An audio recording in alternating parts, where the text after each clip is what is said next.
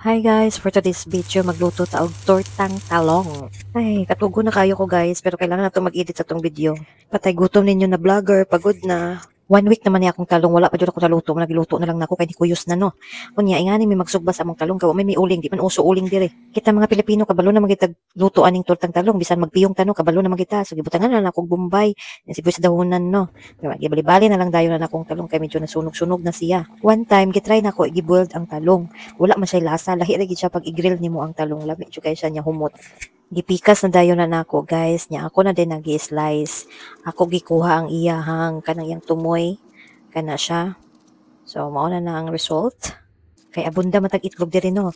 30 pieces, 11 dirham ra akong palitan na guys. So gibutangan ako siya upat ka itlog kay gagmating pud nga itlog.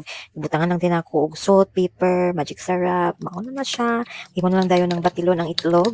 Nya imikos-mikos na dayon nimo ang talong. So mao na siya ang result. Shout out dai ko sa akong igagaw nga perti ka supportive, mag-share, comment. Thank you kayo gaw sa imong pag-support gaw. Sa gilang gaw di ka kalimutan nako gaw, ikaw gid ang first honor. Pag makasahod ang kita gaw, ipa-travel ta jud ka sa Japan. Bahala padulong pa na sa Mars ug Saturn, ipa-travel ta jud kuyawan. So mao na ni atong finished product ang tortang talong. Napugoy homemade na longganisa. Sobra na ko sa pamahaw. Muna akong gitiwas na lang.